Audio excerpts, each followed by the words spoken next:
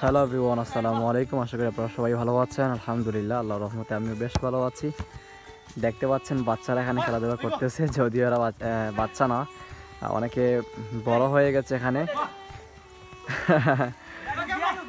Football খেলাকে অনেক বেশি মিস করি। ফাইনালি গোল।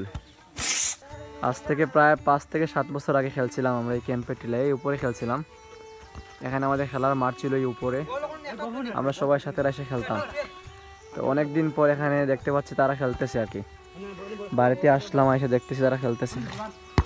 এই মুহূর্তে খেলার ফিলিংস হচ্ছে, মানে খুবই ইচ্ছে হচ্ছে, ফিলিংস হচ্ছে খেলার, কিন্তু খেলবো না, কারণ খেললে শরীরে কাদা লেগে যাবে এবং গোসল করতে হবে আমাকে একটু পর গিয়ে, আবার তা ফ্রেশ হতে হবে।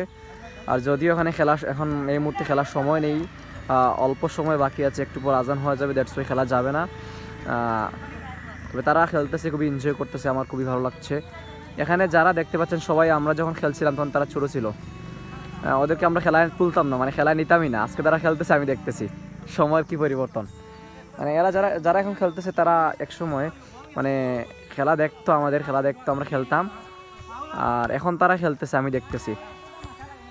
এখন বোঝেন সময় কত পরিবর্তনশীল, সময় মানুষকে বদলে দেয়, মানুষের সব কিছু পাল্টে দেয়।